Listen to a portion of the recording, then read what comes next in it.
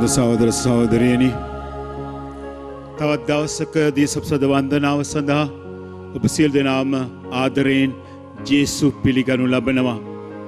එමෙන්න අපි උන්වහන්සේට ආරාධනය කරමු දුර්වල වූ අප අතරට ජීවමානව වැඩම කරන්නට කියා.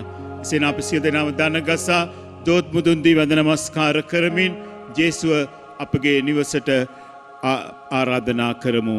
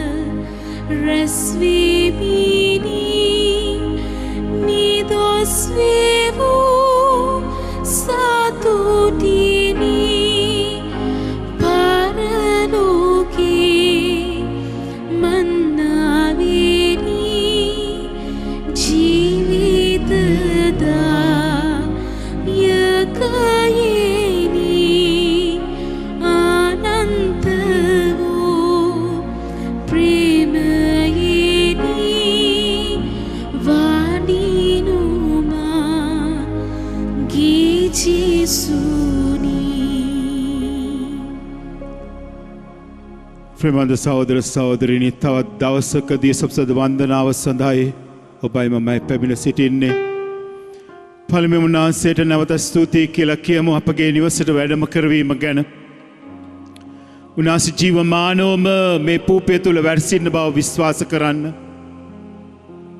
අභාග්‍යයකට වගේ අපි උන්වහන්සේට දෙන ගෞරවය ක්‍රමක්‍රමයෙන් අඩු වීගෙන යන මේ වකවානුව තුලදී ජේසුගෙන් සමාව ඉල්ලා සිටිමු. ජේසුනි, අප අතින් ඔබ වහන්සේට විරුද්ධව කරන වැරදිවලට විශේෂයෙන්ම දියසප්සාද වහන්සේට කරන ගෞරවයන් වෙනුවෙන් ද්‍රෝහිකම් වෙනුවෙන් ජේසුනි අපට සමා වෙන්න කියලා ජේසුගෙන් ඉල්ලමු. ඒ වගේම මීට පස්සුව ජේසු කොතනද වැඩ සිටින්නේ උන්වහන්සේවට හිමි යුතු ගෞරවය ආදරය දෙන්නට වරම් ඉල්ලලා යාඥා කරමු. එමනම් සුළු මොහොතක් නිශ්ශබ්දව ජේසුත් එක්ක සම්බන්ධ වෙමු. ජේසු දිහා බලාගෙන ඉන්න පුදුමාකාර ප්‍රාතිහාරයන් සිදුවෙන්නට යන මොහොතක් මේ මොහොත. එනිසා ජේසුගේ හදවත ඔබගේ හදවත එකට එකතු කර ගනිමින් සිදුවුණු වැරදි වලට සමාව ඉල්ලා ගනිමින් අනිසි ලෙස ජේසුව ලබාගත්තු අවස්ථාවන් ගැන ජේසුන් දුන්න දුක් කරදර වෙනුවෙන් ඒ ද්‍රෝහිකම් වෙනුවෙන් සමාව ඉල්ලාගෙන සුළු මත නිශ්ශබ්දව ජේසුත් එක්ක සම්බන්ධ වෙමු.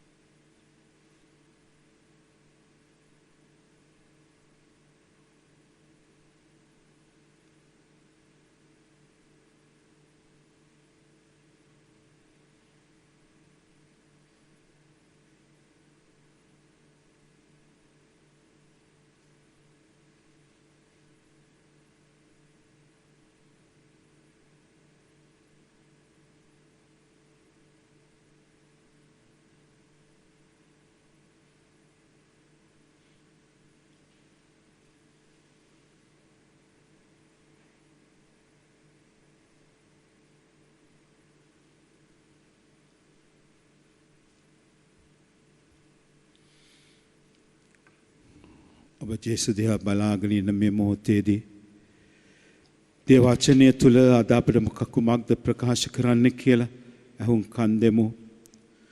සුදු මතේතුමාගේ සුවිශේෂයේ 12 වන පරිච්ඡේදයේ 11 වන පරිච්ඡේදයේ 28 වෙනි වගන්තියේ සිට 30 වෙනි වගන්තිය දක්වා.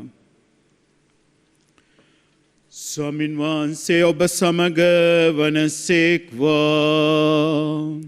ඔබ සමගද වනසේක්වා. සුවිශේෂ සුදු මතේතුමන් විසින් ලියා තිබෙන දේව වාක්‍ය මෙසේය. ස්වාමිනී ඔබ වහන්සේට මහිමය වේවා.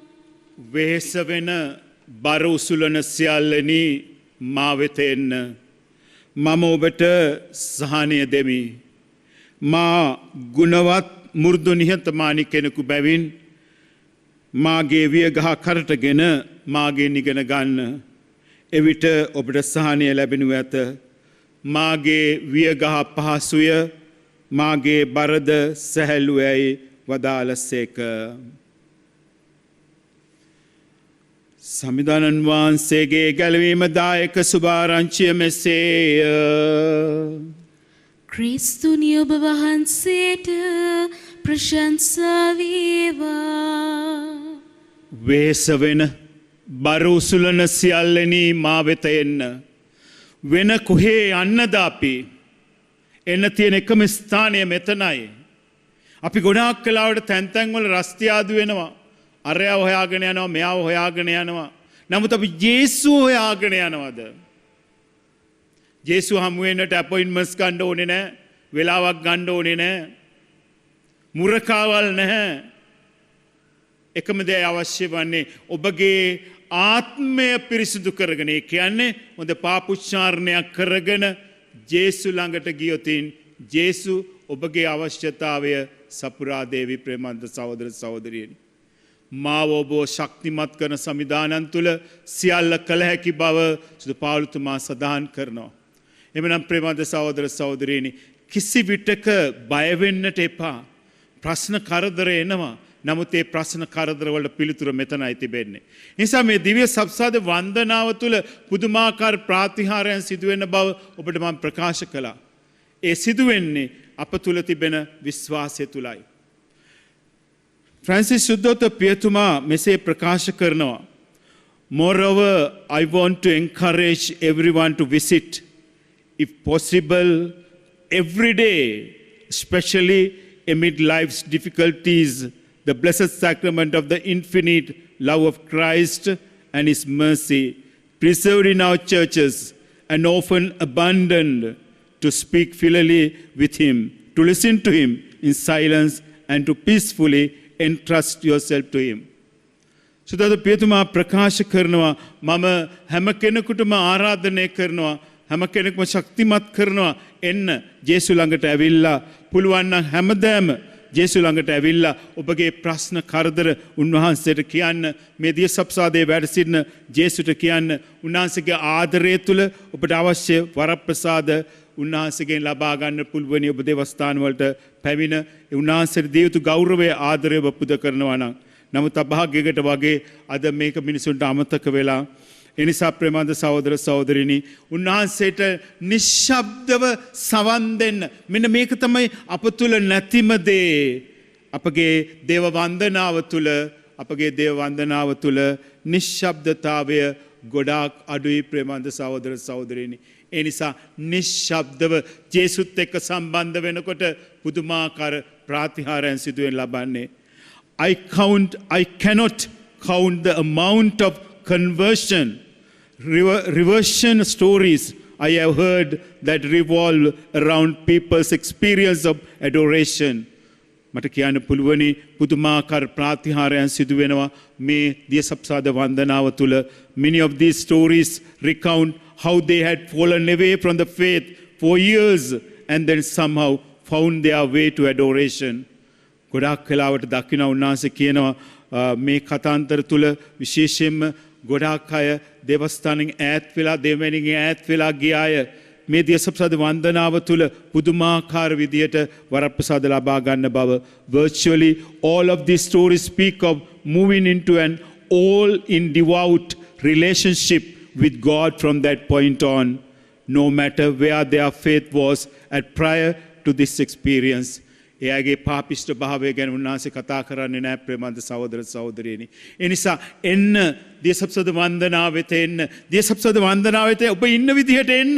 ඔබගේ පාපිෂ්ඨ භාවය තුල උන්වහන්සේ ළඟට එන්න. උන්වහන්සේ දන්න ඔබ පාපිෂ්ඨ භාවය, ඔබගේ පාපිෂ්ඨ භාවය උන්වහන්සේ ඉදිරියේ පෙනී සිටින්න එච්චරයි අවශ්‍ය වෙන්නේ.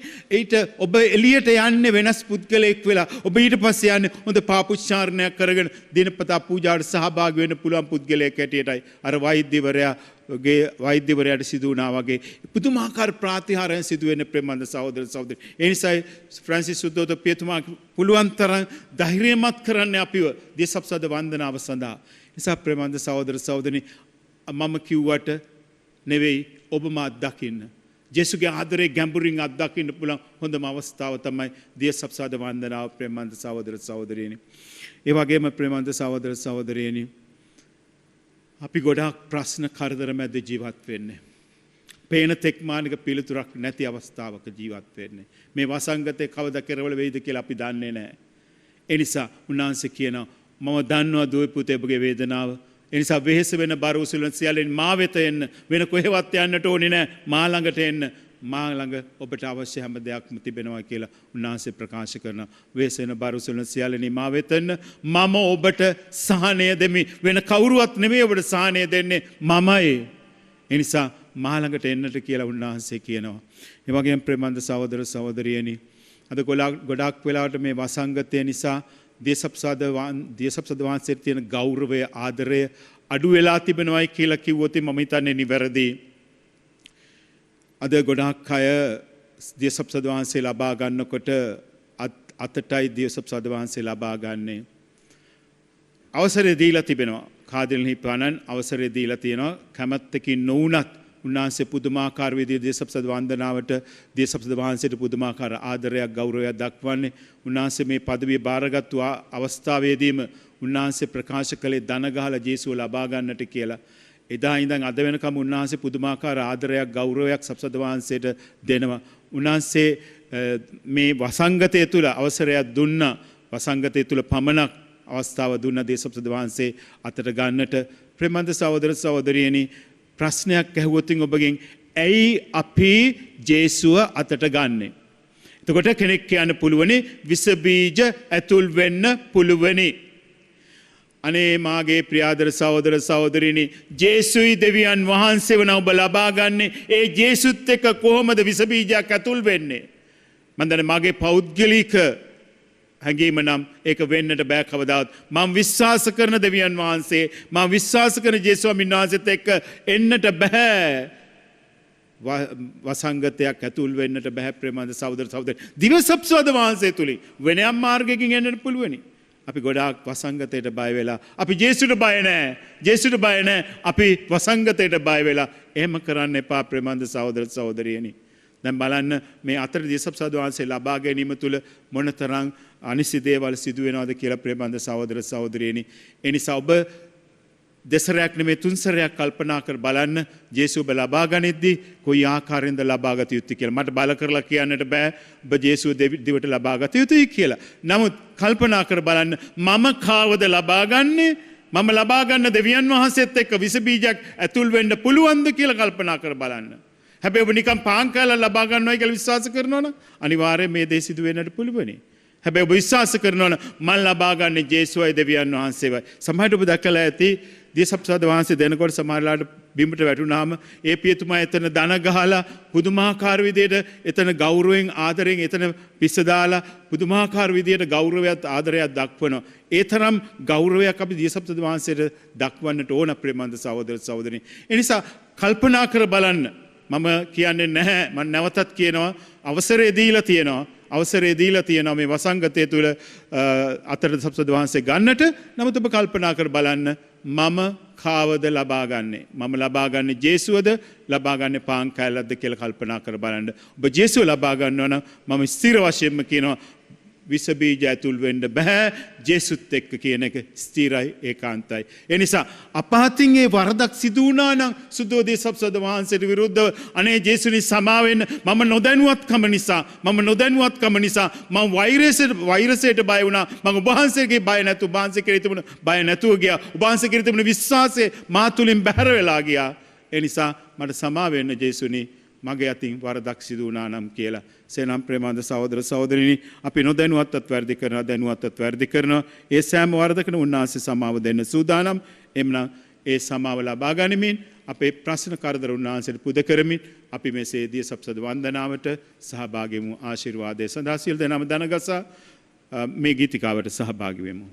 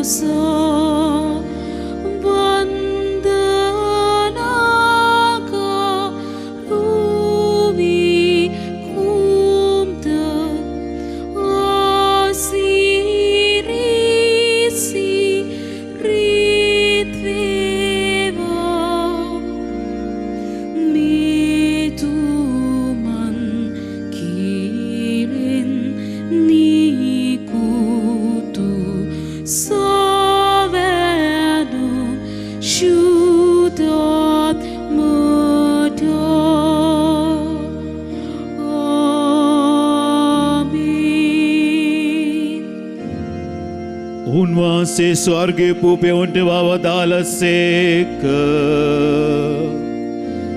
සෑම ප්‍රබෝධයක් මෙහි අඩංගු වී ඇත්තේය. යාක්ෂා කරම්ම අපගේ දෙවී ස්වාමිනී මේ දේ ප්‍රසානිධානයේ වර්සින්ද දේවාජ බාලකයාණන්ට නිසි වන්දනාචාරය පිරිනැමීමට අපට වරම් දුන මැනව විශ්වාසය මගින් දැන් අපි හඳුනා ගන්නා උන්වහන්සේ ඔබ වහන්සේගේ මහිමා ලෝකයෙන් දැක්ගැන්මට අපට මඟ සැලැස්සුව මැනව. මෙකිදේ අපගේ ස්වාමින් වූ ජේසුස් ක්‍රිස්තුන් වහන්සේ උදෙසාම අපට ලැබේවා.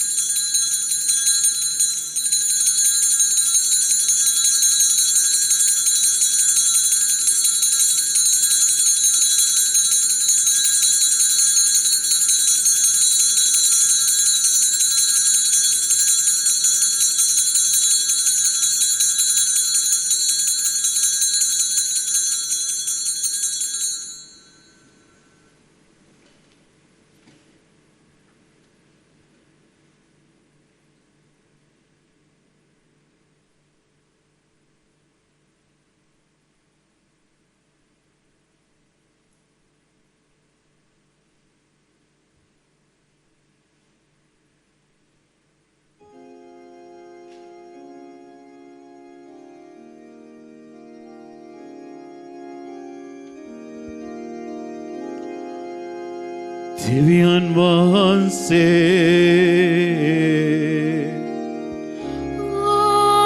ආශිර්වාදිත වේවා.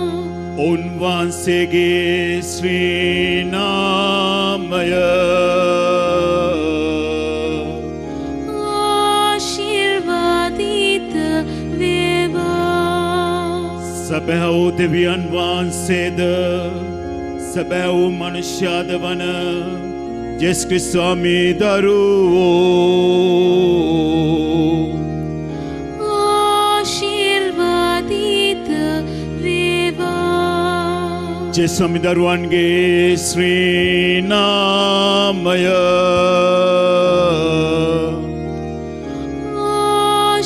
ආශිර්වාදිත වේවා. උන්වහන්සේගේ ශ්‍රී හෘදය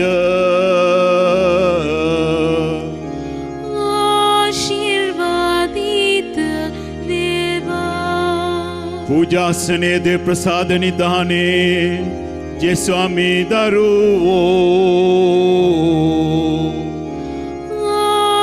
ආශිර්වාදිත වේවා. උන්වහන්සේගේ අති අමිල වූ ශ්‍රී රුධිරය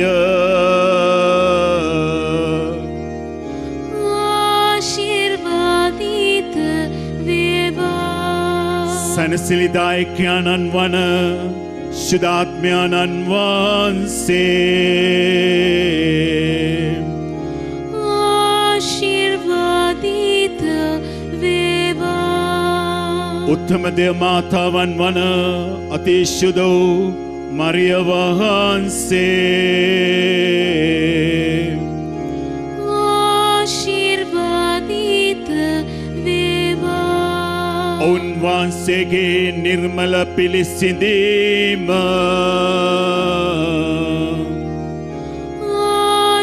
ආශිර්වාදිත වේවා. උන්වහන්සේගේ ප්‍රතාපවත් ස්වර්ගාරෝපණය ආශිර්වාදිත වේවා. කන්‍ය මාතාවන්ගේ මරියා යන ශ්‍රී නාමය ආශිර්වාදිත වේවා. උන්වහන්සේගේ පුරුෂදවත් පති වූ ශුද්ධ ජෝසේතුමා ආශිර්වාදිත වේවා. දෙවියන් වහන්සේ තමන් දූතයන් හා ශුද්ධවන්තයන් කෙරෙහි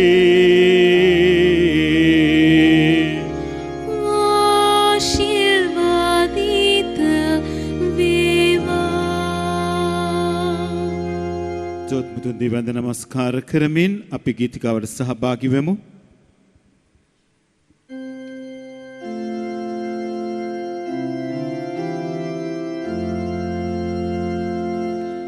නිත්‍ය ස්තුතියට යෝග්‍ය වූ දිව්‍ය සත්ප්‍රසාද වහන්සේ සදා කාලයටම වන්දනා නමස්කාර ආරාධනා අත් වේවා.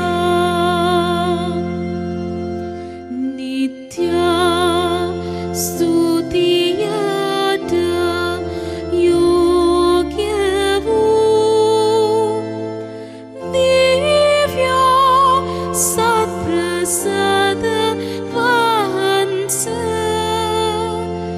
සදා කාලයටම වන්දනා නමස්කාර ආරාධනා අත් වේවා.